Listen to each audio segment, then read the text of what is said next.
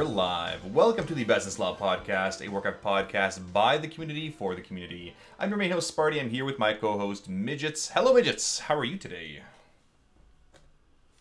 This is where she gets to talk, hopefully. I was talking in your chat. I'm sorry. I'm just fine. Fantastic. And I really want to hurry up back to Alpha. So would you hurry it up? Sure, let's get this podcast over and done with. This is episode 22. We're talking about when you consider changing a strat. So it's a really good one, and I'm thankful to the viewers and listeners for submitting these kinds of questions, submitting topics. It's great because it gives us something that is important to you guys that we can chat with, give some advice on. So thank you to the anonymous person that submitted today's really important topic because it's so relevant with so many guilds, and I hear this all the time, either in chat or in whispers or whatever, and it's a really good one. But let's start off with what's new in the community. So, Midgettes, what's new? Well, since you don't have a joke, and we're not going to get a joke, and I'm very relieved, we can mention the very important thing that Cross-Realm Mythic and Taurus is now available. So for you guys out there that like to pug, you can actually fill up your groups. Ah, so if I have friends on another, I don't know, so I'm trying to think, Alliance, friends, no, everyone's going Horde these days, so even then that right of raiders is getting so small. So what, there's I think still Alliance raiders in Sargeras, maybe Dalaran somewhere. If I have friends out there, they can come pug with me, which is great, and we can do our own little groups. I've seen some other streamers, I think Automatic Jack and a couple others, are putting together their own mythic groups, and they're doing really well, which is awesome. I mean, it's great to have that kind of time commitment, and it's great because, you know, now it obviously opens up mythic sales for people that want to buy mythic gear and mythic achievements, so that's exciting. It's good. It is exciting, and it's that time of year when a lot of guilds struggle because it's starting to get nice out in the U.S. Oh, and yeah, we're the heading summertime. spring and spring fever and outdoing versus playing World of Warcraft, so it will be helpful. Oh, I'm sure we're going to have plenty of podcasts about what do I do now? My guildies have ran outside. I thought they were supposed to be indoor nerds, but clearly they're outside. Yeah, well, you know, we're going to come to that. Every guild comes to those summer blues. Well, summer blues, and we're getting to, you know, we're testing the alpha and we're getting to the end of the X-Pack, so it's very common. Yep. And they start opening these things up. Matter of fact, Wowhead has a really great guide about everything that you need to do before BFA. And it talks about the achievements you want to get, the things that'll be harder to get afterwards. It's something that I found really interesting, and I normally go through and make sure I get all of the achievements and stuff. So it's a very good guide. Yeah, no, I mean, just going through this guide, obviously, you know, the head of the curve, the cutting edge stuff, a lot of those are going to be going away as of 8.0 because it's no longer cutting edge. For those of you doing Friendship Bird or whatever, you know, now is the time to get it done. You know, there's a lot of things and a lot of achievements that are done much more easily in this expansion than in a later expansion. So, for instance, if you're trying to do Miss Pandaria achievements on Timeless Isle, well, back when Miss Pandaria was current, that was a really good time to do it. To go back and do a lot of these achievements is a huge pain in the butt. So get them done now. Well, and I know the fishing ones where you all group together and get the fishing friendship rep. It's definitely easier. Was definitely easier when they first came out, but after this expansion, it'll be significantly harder. Oh, for sure. Well, speaking of achievements, though, the world first all achievements completed by Zerev, right? I mean, yeah, isn't that incredible? That's crazy. What do you have? 25,000 achievement points, something like that. What is it? 29,220 is what it shows up for him. That's insane. That's crazy. Well, and he was. Go ahead. Well, 5,000 PvP pet battles. Like, even for you, that's a lot of pet battling. That is a lot. It is a lot, and he was the first one in Legion. And just so you know, Midgettes does not PvP pet battle, nor does she PvP. There you have it. You've heard it here first. Well, you'll never get that achievement then. But that's crazy, though. Like, he's done everything from, you know, from all the mythic bosses, you know, 300 toys, all the mounts, 25 prestige. Everything has been cleared. That's incredible. This is the one person in the world that can complain about having done all the content and now there's nothing to do. Now they can take a break until Battle for Azeroth. Because if you're not Zerev here, don't bitch about no content, because there's plenty out there, trust me. Right, exactly. Another interesting thing is Final Boss TV has done some great videos. where they're doing a first glance at the different classes. And the ones that I saw were Warrior, Arcane Mage, and Hunter. They've done a really good job of showing you the first glance of what's coming out in BFA and some of the changes. Oh, for sure. And for those of us that want to, sort of see, well, how's the class going to play, and you don't have alpha, these videos are a really good glimpse into, well, this is how the character plays. This is, what abilities have been pruned or added or whichever. So those of you not playing alpha, I know, alpha is coming up more and more readily. Watch these videos. They're great. I'm sure Warcraft themselves will be coming up with some videos themselves as well. Sure they will. And as you all know, and I follow Muffinus, and he mentioned that there were some more BFA alpha invite waves. Is that the case? Yeah, there's been more. I know a lot of people on our list have gotten alpha. Most of the Death Jesters and most of Zeros to Heroes do have well, not most. Well, Zeros to Heroes is so big, I can't say most.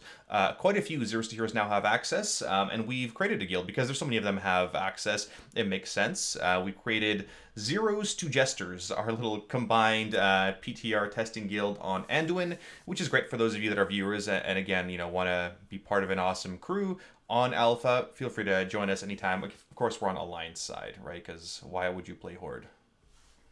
Right. Why would you play Horde? Actually, I'm going to probably level a Horde too, just because I want to see the storyline. Well, now's the time. What are your thoughts on Alpha, Sparty? So far, so good. I mean, I've diddled around for a bunch. I've enjoyed it so far. I like some of the changes that have been made. I don't want to go too much into alpha until we have some proper alpha-oriented podcasts, but I know you've been playing the crap out of alpha since, your access has been granted. So maybe you can share some of your thoughts of the first couple starting zones, your opinion so far, things you like, things you don't. Well, I can tell you that the very best quest ever is actually where you have to go and kill a bunch of spiders, and it's titled Nope. Noooope. Nope. I saw that. I love it. You'll find when I go in and test alpha or beta, all you get are what amuses me.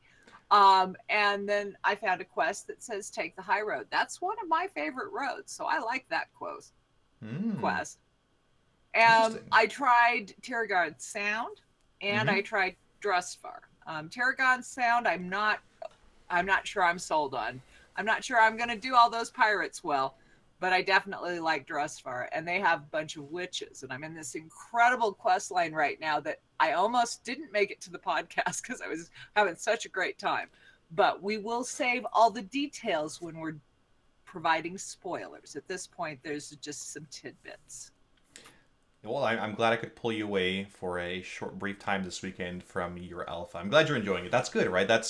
I think the biggest thing from what I've seen of alpha is, once again, as the expansion nears an end, it breathes a lot of fresh life into the game again. And there's so much newness again. And everybody loves that brand new feeling of whether it's vanilla and classic or the start of a new expansion. It's new and it's awesome. And so for some players, we don't want to spoil it. Like, you want to experience for the first time, and you want to experience all those quests and the spiders and everything else the first time. So people are going to love it. I mean, no matter what, people are going to love Battle for Azeroth. I think they will. And the best news is Power Word Fortitude is back, and in alpha, I actually get to read the quests. So I actually read the quests as we're going along, because nobody's rushing me going, you got to get to the next level. Hurry up. Come on. Leave me alone. Yeah, so I get to have fun in alpha. I know myself and a number of other guildies feel the exact same way. The time we level in alpha, beta, and obviously give a lot of feedback, that's the time where it's we really enjoy those quests and read every little bit and enjoy the little, Easter eggs that are in each little game, right? Or each little quest. And when we're actually leveling, we're trying to speed level on live servers. But alpha and beta, yes, we're trying to find bugs and give feedback, but we're also enjoying what Blizzard has put forth so far. And they've done a great job. Hey, speaking of Blizzard and things that are happening, I heard you're going to PAX East. What's that? This is true. PAX is a big convention of games and video games and board games and all kinds of fun game-oriented things. So yes, I've been invited to stream from PAX, which is exciting. I mean, I was joking between another podcaster, hey, if they're asking the Sparty guy, they must be scraping the bottom of the barrel, which is what I said. Because they could ask, like, Sloopbag and Towley and all these other, big time streamers, and the Chinglishes, maybe it's too far for Chinglish. But, I mean, it's a huge honor to be invited to PAX, and I've never been before, so definitely a bucket list thing. It's going to be a really rough couple days of flying, because I'm coming back from Toronto a couple days before, and then flying out to Boston 2 days later. So, I mean, it'll not be fun flying, but I'm excited to see a lot of viewers and guildies too. A number of guildies said, they're going to PAX, so I'm excited to see a few of them grab a beer and chat. And for those of you that are around, let me know. Let me know through Twitter or through emails or whatever if you're around. I'd love to bring forward some Sparty swag or something with me and hand it off to you guys. I've got a number of things to give away, and it'd be really cool. So that's, again, like BlizzCon, it's meeting people, it's saying hello, it's hanging out with friends, and that's why I love going to these things. So yes, say hello. Well, and be sure to send him lists of best restaurants and things he should try, because remember, he's looking for new foods to try while he's out there. Oh, of course. I mean, I don't know. People have to tell me what there is to do in Boston, because I haven't been there in about 28 years or something. I don't know. It's been a while. I must have been like 5 or 6. It's definitely been a while. Well, we have Sparty's Dad Jokes of the Week, which he did not come up with. And we have Midgettes' highlighted tweet of the week. And Jeremy Fiesel, Muffinus, put one out, and I'm afraid I'm just going to have to disagree with him. He said, okay, I just heard someone call BFA Beefa, and I'm 100% on board with this. Beefa. I am 100% not on board. I got off the bus and I left. Or the train, or whatever. I'm going to call it BFA. Is Beefa the some kind of slang for really rotten cow? I don't know. I'm also not on board with this Beefa thing. It's BFA, not Beefa. Who says Beefa? Really? Like, who says tomato? Apparently Muffinus does. Ridiculous. Anyway, so let's move on to our big topic, and one submitted by one of our viewers. This is sort of what the podcast episode is geared towards, and it's really this. We've built the episode on this letter. So why don't you read it out for us, please? Dear Sparty, our team has been working on Mythic Agrimar for the past few weeks, and we have about 150 wipes so far, and we're just not making any progress. Our tank wants to change the strat because he thinks it would be easier for the people who keep dying because they're just not doing the mechanics. When that was brought up, the raid lead said they would discuss it tomorrow and let us know before raid next week. The famous tomorrow. One gripe that is annoying, I'd have to say, with our leadership is when they say we will do it tomorrow, that it normally doesn't happen. We have so many pulls into this boss with the current strat that I'm not sure it should be changed. But if it makes it easier, it might be okay. How do you tell if a strat is working or not? And should you do a drastic change? I don't know. I usually don't have a lot to say about how raid goes and what I personally see, but I never say it. Let me see. But I never say it. It seems to me that they don't value certain people's opinion on the matter, particularly me, just because of how I think they view me as a person, honestly. Oof. The other night, a bunch of people got tilted and started yelling at each other about, why can't you do this after all these pulls? Obviously, something isn't working. Do you have any advice? Oh, man. And so this is a great one because it happens to so many raid teams and so many guilds out there. It's honestly one of the most common types of progression days for a lot of guilds. But yeah, let's get right into it. Let's get into, keys to a kill, rating advice for the exports. Well, let's start with what is progression, Sparty?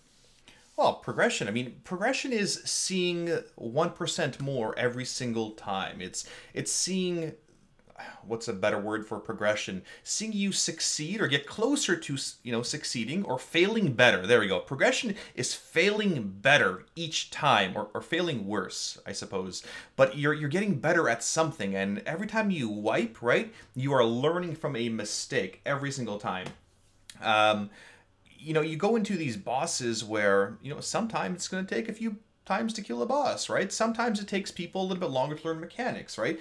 Well, do you get impatient if you haven't downed a boss after 20 wipes, right? Like, what's the average boss count or pull count on a typical, let's say, mythic boss, right? You know, skirting away from heroics for a second, which yes, take, you know, some wipes as well, and every guild is a little bit different. But going into the whole mythic thing, you're like, how many average pulls does each boss take? I mean, from the start ones, I mean, it depends on how much prep your guild has done, the strats and everything else, and your composition.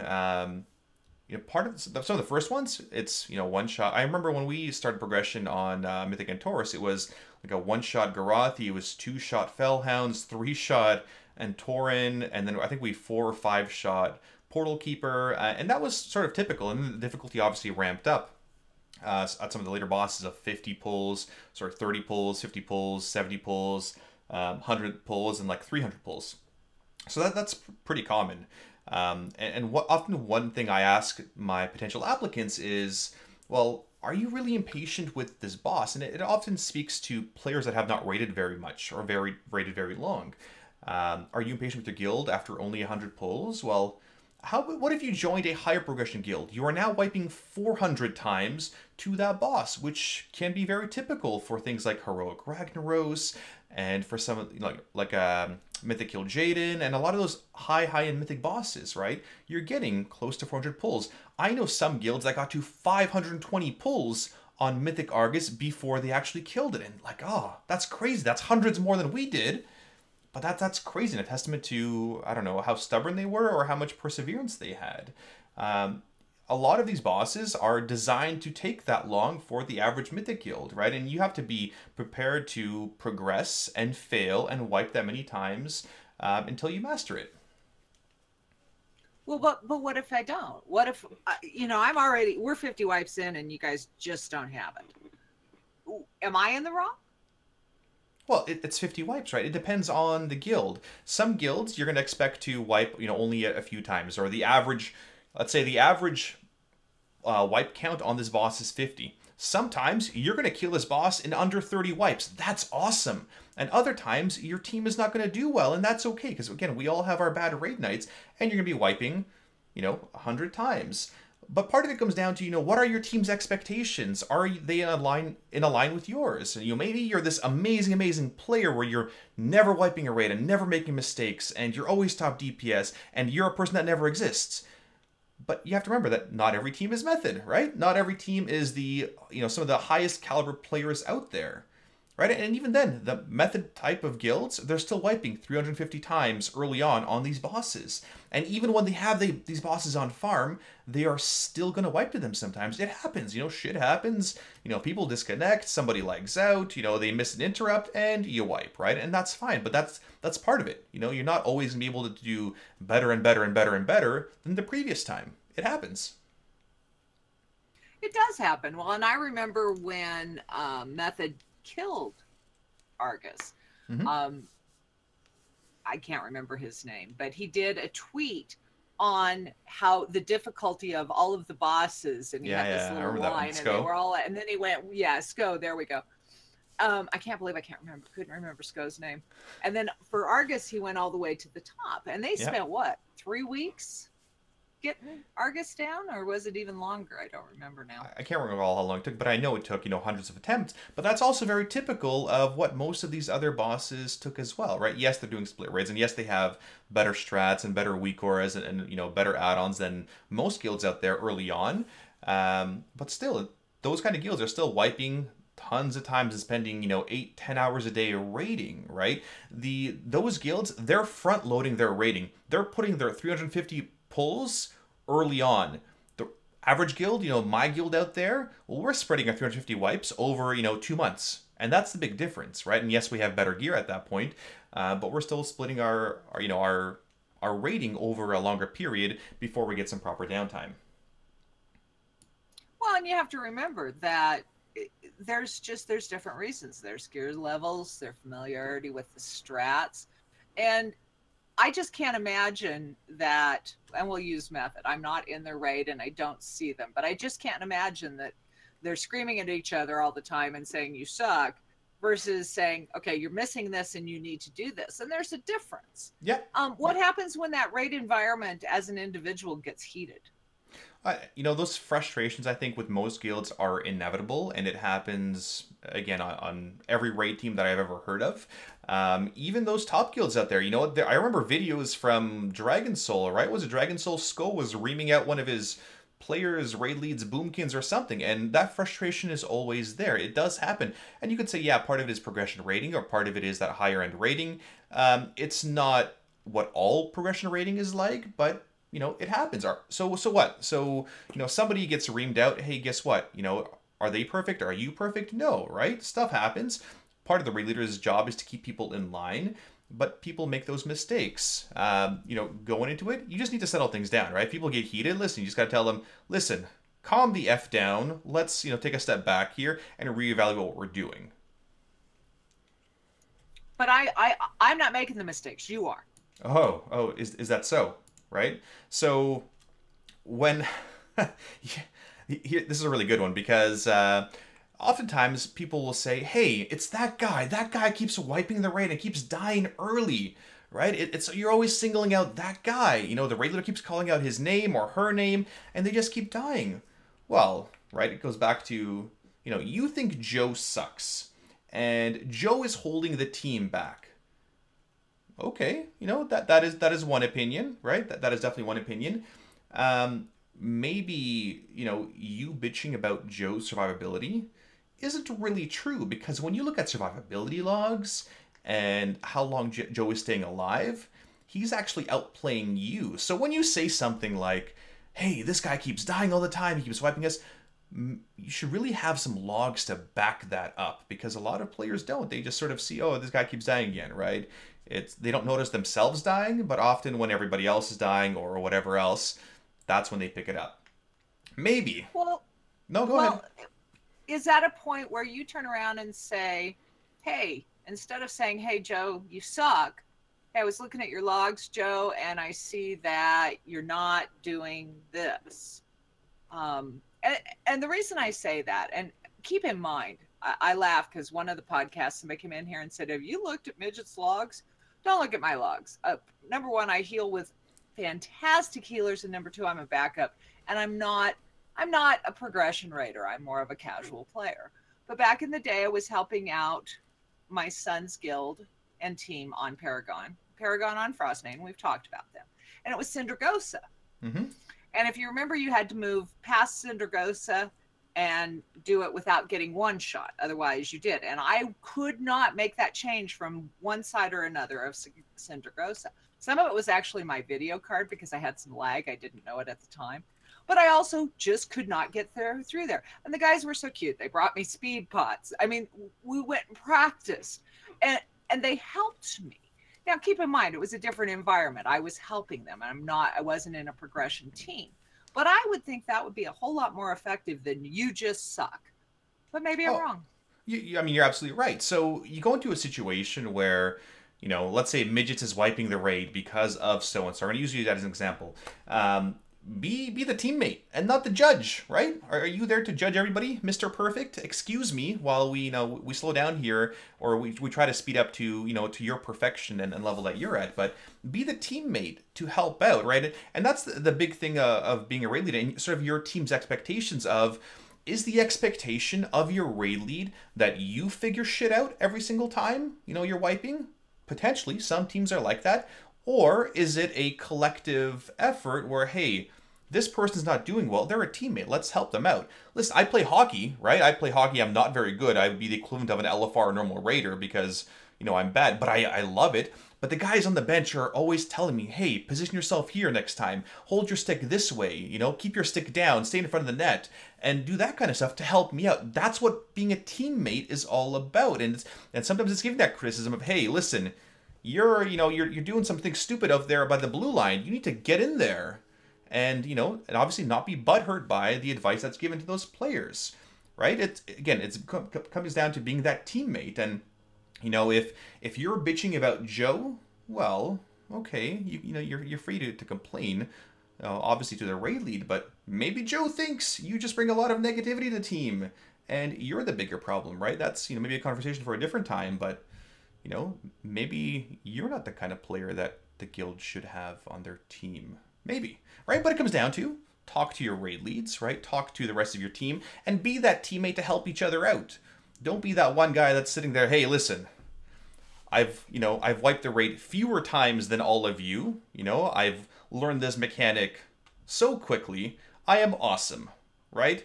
I would say my computer video gaming skills are a gift from God, but that would be giving God too much credit. I am that awesome. Really, come on. I mean, come on. What's scary is you sound like some people I've played with in the past. Really, though, like, everyone makes mistakes. Everyone's going to wipe the raid. And one of the questions I always ask is, when was the last time you wiped a raid? And it's not, a question of, like, oh, I've never really wiped a raid before. Bullshit. That is entirely bullcrap. You absolutely have wiped a raid, and it may not have been a raid-wiping mechanic. It might have been you were the domino that started the rest of the dominoes to fall because your death was because of something stupid. That is still wiping the raid. Sorry, friends. It doesn't have to be a maiden, for those of you who remember Maiden Tomb of Sargeras, a maiden type of kill where you were just standing in the wrong spot and you blew up the raid. That happens too. Well, I would never do that. Look, I remember, and part of my fun in life, Sparty, is making you try to remember which boss it is by my discussion. So back another X pack, we had the Tossy boss, and you got mad at me because I couldn't figure out the Tossy boss, and I will still to this day not get in the same raid with you on the Tossy boss. The Tossy boss. It's a bird. You have to toss things, and if you don't do it fast enough, bad things happen. The bird? Iskar. Iskar, yes, Iskar. Thank you. I was thinking, what bird is it? Jikun? It's Iskar. So, I mean, maybe Midgettes was never proficient at catch or throwing, right? And that's okay. Not everybody can be proficient at, throwing things and catching things, and that's okay. So that's not one of her strengths. Fine. Let's build a strat around that, right? Let's make sure Midgettes never gets the ball or gets the ball last, right? On a fight like Iskar. We had to do the exact same things. We prioritized players that could throw the ball really well and then threw the ball last to the players that were generally a little bit slower. And that's okay, right? It's not saying, hey, you're a bad player, but hey, you have strengths and assets somewhere else. Now, just so everybody's clear, when Sparty yelled at me, all he said to me was, swap out. So just so you know, there was no yelling, but I still won't ever do that boss with you again. Anyway, moving on. Moving on.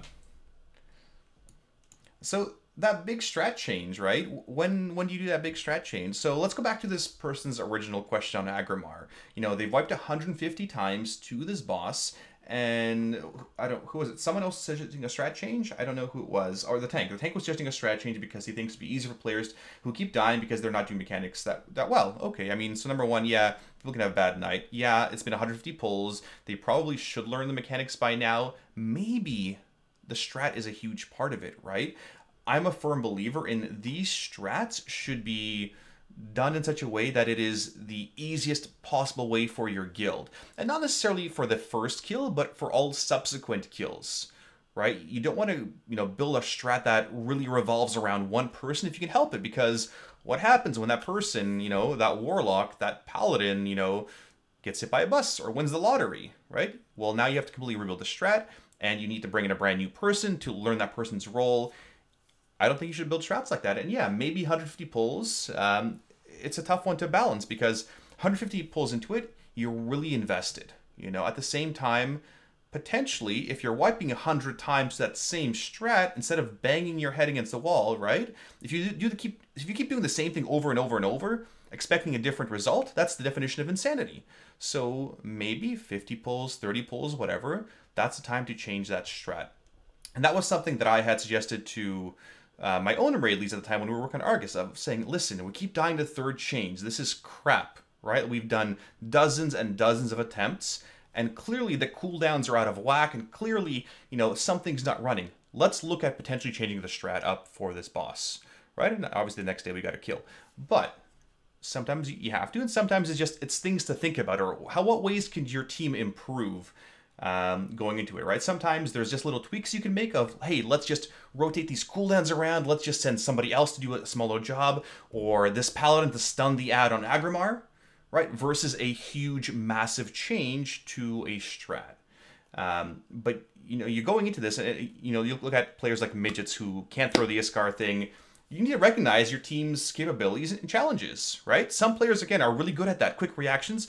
Other times, players are going to be a little bit slower, so build that strat around maybe some of the slower players, or, you know, where your strengths and weaknesses lie, right? Well, let me ask you this. Yeah. Let me step in.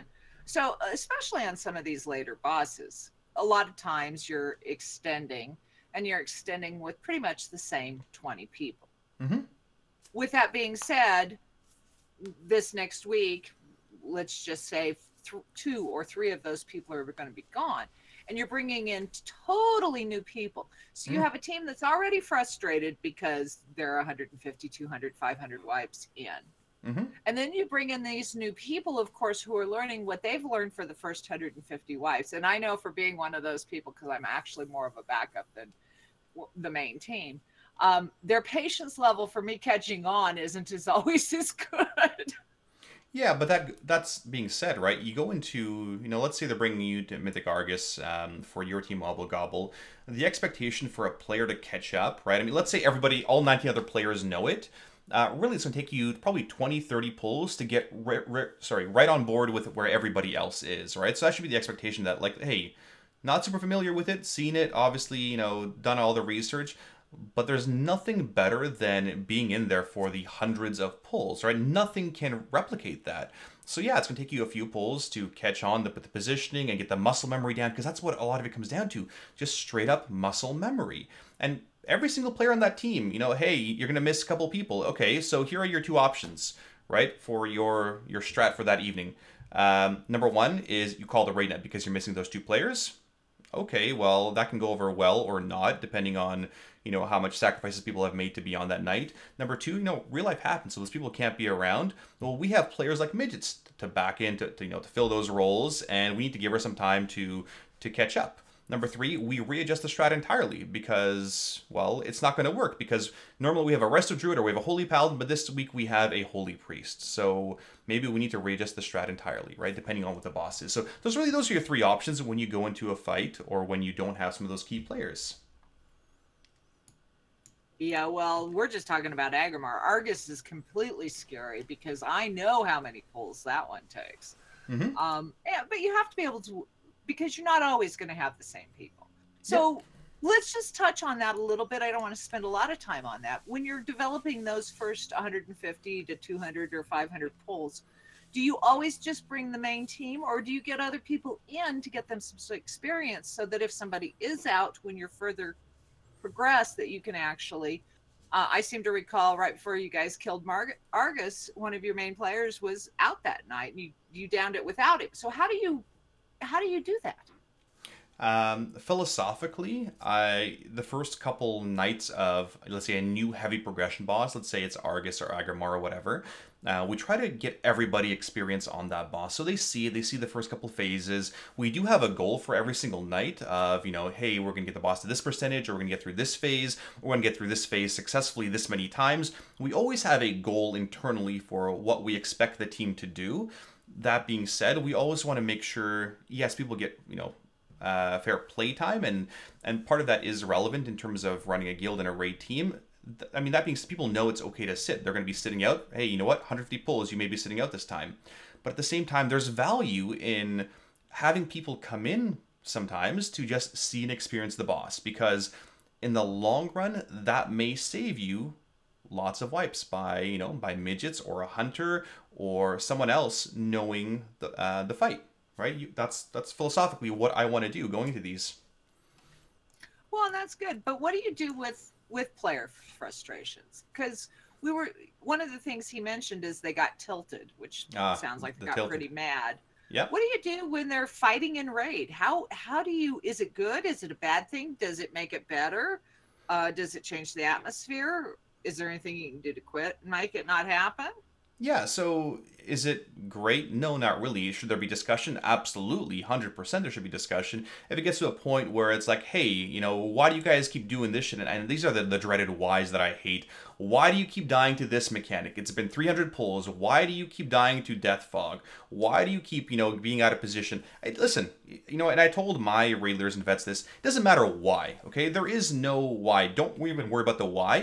Listen, it's happening, okay? Either they're being big dum-dums, or they're distracted, gifted or they're not ready for mythic raiding. But bottom line, that comes down to the raid leads. You need to figure out a strat that makes it work for this guild and these players. Because, sorry, you know, the bench is only 5, 6, 7 players, and people are still going to be having that mistake. So when there's frustrations and people are just yelling at each other or bickering, this is where the leader needs to step in and say, hey, cut that shit out, right? Everybody settle down, simmer down, go take a 5-minute break now, go do some jumping jacks, splash some water in your face, and take a couple deep breaths, right? Like, I mean, yes, frustrations are a part of it, right? Frustrations are part of the 300 plus pulls, but when it gets to that point, people just need to take a break, calm down, and the raid leader steps in and says, listen, that shit is not okay.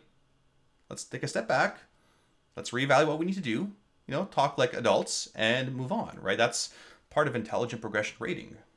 You just need to, again, as a leader, step up and, you know, that's what your responsibility is, to keep the team together, to right the ship sometimes. Well, it is. And everybody's passionate about their play and their characters and the progression. So there's always going to be some passion and there's always going to be some moments. And it's what you do with it from there. But the other part of the letter that we got was talking about his input not being valued, or what he called the famous tomorrow. Whenever that's said that it's going to happen tomorrow, it generally doesn't. Okay. So let's just spend a little bit of time on from a leadership perspective on how we make sure, because we're not going to listen. Okay, you listen to everybody, but there's still a final decision maker, and some people have better knowledge or more involved in the strat, and their thoughts carry more weight. But how do you deal with that with your team as a whole, and having those kinds of conversations? Because you can't have 20 people's opinions all be the right one. Somebody has to be wrong, and usually it's you. Just saying. So the famous tomorrow, right? That's like the Blizzard soon, right? It's, hey, we're going to chat about this, reconvene tomorrow. And what my answer to this is, listen, you know, what do you do if your team feels you don't respond to questions or concerns? There's only so many raid leads. There's only so many officers. My suggestion outright is just have them switch roles for a second. Okay, so now they're dealing with a dozen people trying to whisper them. You got to get back to every single person, right? Sometimes things are going to get lost, and that happens, right? There's so few people and so little bandwidth to do it all. So maybe you need a bigger support system, more officers, more veterans to help disseminate a lot of that information and then pass it along. And we have so many things to do on top of our raider duties. Not really an excuse, but that's part of the reason why it happens. The players that are asking those questions of like, oh yeah, they're gonna get back to us soon, but they never sort of respond-ish, you know, what is an absolute, like a good response? It's got to be a bit of a reality check, right? So midgets, if you're, you know, complaining about the strat and Sparty doesn't get back to you, I mean, realize that you're not the only person in the raid. The world does not revolve around you, right? And sorry for that bit of a blunt honesty, but that's the truth, right? There are 25 other players in this guild that also need their guild leaders or their raid leaders or whatever it's time, right? So check back again. It's okay to follow up afterwards, right? Hey, you hadn't got back to me. Oh yeah, sorry, I completely missed that. My bad. Moving on, right? The other part of the question was that you don't value certain people's opinions. And, you know, going into our notes for this show, it was a yes and no, right? Are there people that have less credibility in their input? So I'm going to give you guys 2 examples of this one. We're working on a progression boss or a farm boss, and brand new app chimes in and says, hey, in my old guild, we did it this way. You have 2 responses here. Response number 1 is the Sparty response. Oh, is that so? Well, your old guild sucked. That is why you're in Sparty's guild now, right? That's typical Sparty-esque response. Is that sometimes the best response? Not necessarily. No, absolutely not, right? Sometimes it's, yeah, we want feedback, but now's not the time. Like, we're trying to get shit done, you know? On the flip side, you don't want to devalue people's opinions or their thoughts and suggestions, right? You don't want to make it an environment where people are afraid to give their opinions, because that's not what you want. A lot of those opinions, I mean, a lot of these, you know, these strats, the app goes and says, hey, you know, in my old guild we did it this way, and the raid leader can get back, oh, that's a good idea, right? We never even thought about it this way, or, oh, that's a great idea, but we're doing it this way for this reason, right? that being said, if all 20 people are saying, chiming in with some kind of suggestion or idea, then maybe you need to have a separate strat discussion elsewhere, a separate strat discussion channel where they can, put in every single person's, 5 cents or whatever it is.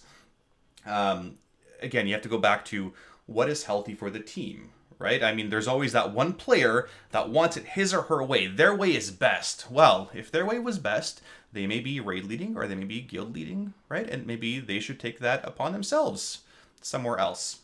And they're you don't feel strongly about that, do you? No, not maybe. Just maybe.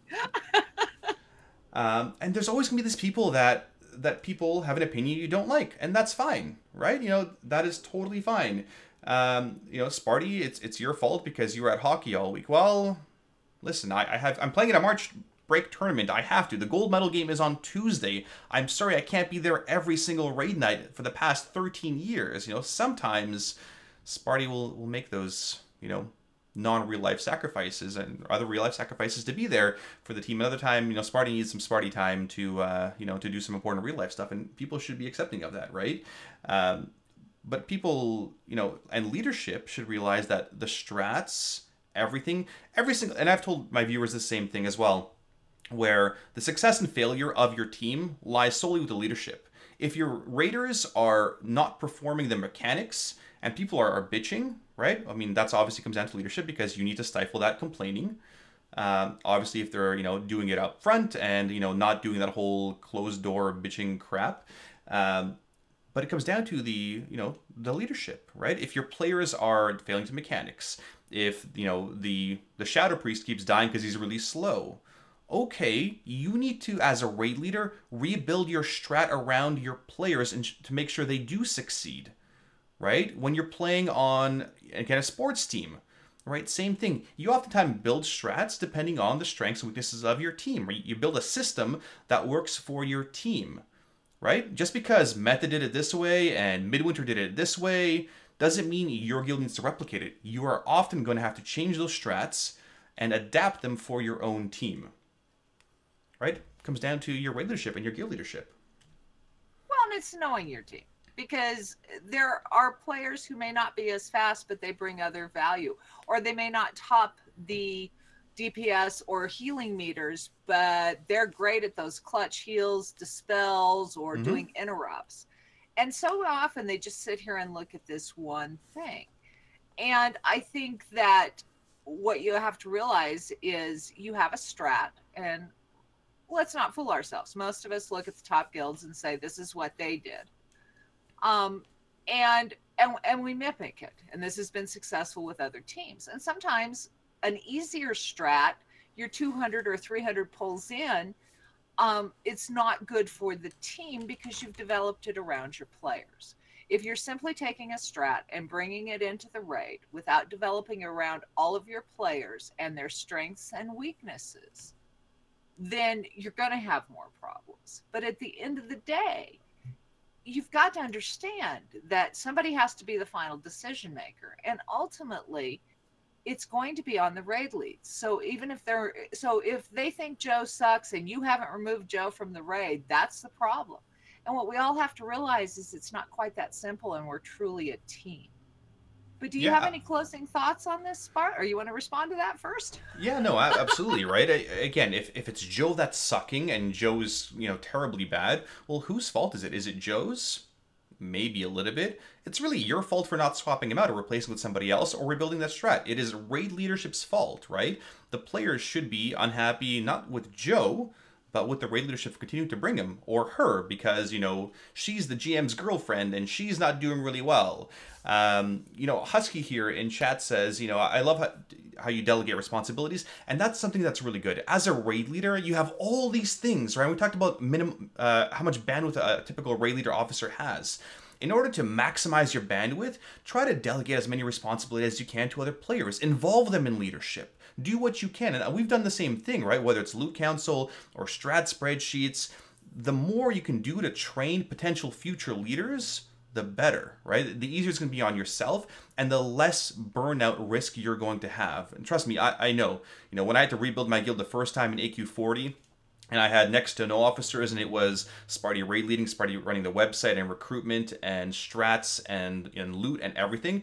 It was crazy. Like, it was just, I don't know how I survived it all. You know, running a 55-person raid team in AQ40 and Nax, I have no idea how I did it back then. But the big thing was just delegate responsibilities, train your leaders, and it takes a little time to groom those leaders. But that's the best thing you can do, right? You know, you want to get into these future situations where your guild will do just fine without you. That's the measure of success. If these guilds and if your teams are running well without you, then I think, you know, you're setting them up for success. And that's what you should be doing as a raid lead and as a guild lead. Absolutely. Do you have any closing thoughts on this topic? Outside of, you know, do what you can to promote your future leaders, right? We do have, there's always those bosses where, you know, one mistake is going to wipe a raid. And you know what? That is unfortunately mythic raiding in a nutshell. Sometimes it's a major mistake. Sometimes it's a bunch of little minor mistakes, but there is no such person that is, you know, they're this perfect DPS or healer or tank, whatever, where they're not making mistakes, where they're not wiping the raid. Every single person has done it, right? And again, treat people the way you want to be treated, right? Use the golden rule or the platinum rule. Treat people how you think they would want to be treated. That's the next step forward. With that, I mean, every guild goes through these highs and lows. People are going to get frustrated, but it comes down to leadership, right? To make those strats, to tell people to settle down as needed, and to make sure the ship is staying on course for where it should go. With that, let's we'll close up our topic for this evening. It was a good one. Thank you, viewers, again for throwing together this question to us. For those of you that want to have, I don't know, your guild's struggling through something, whether it be Agrimar and you're going through these kind of issues, guaranteed other guilds are going through the exact same thing. Email us, bestinslotpodcast@gmail.com, or tweet us, so you can direct message me on Twitter, whatever you want. We're still doing hashtag BuddyBirds for those of you that would like AOTC carries and have never killed Heroic Argus before. Suggestions, questions, whatever, contact us. We love hearing back from you. Again, you will see me at PAX streaming, which would be a fun time. We should do a PAX podcast. Anyway, we'll talk about that, I'm sure. I'm sure we'll figure something out. So, thank you. You'll probably tell me at the last minute. I will tell you Saturday night, hey, let's do a podcast for Sunday from PAX. Right, exactly. Saturday night. I know how this is going to work. But I think that would be a great idea if we can get them to help you get set up. Wouldn't that be fun? All right, let's wrap it up for this evening. Thank you guys for watching. From myself and Midgettes, have a good night, be excellent to each other, and as always, live your life heroically.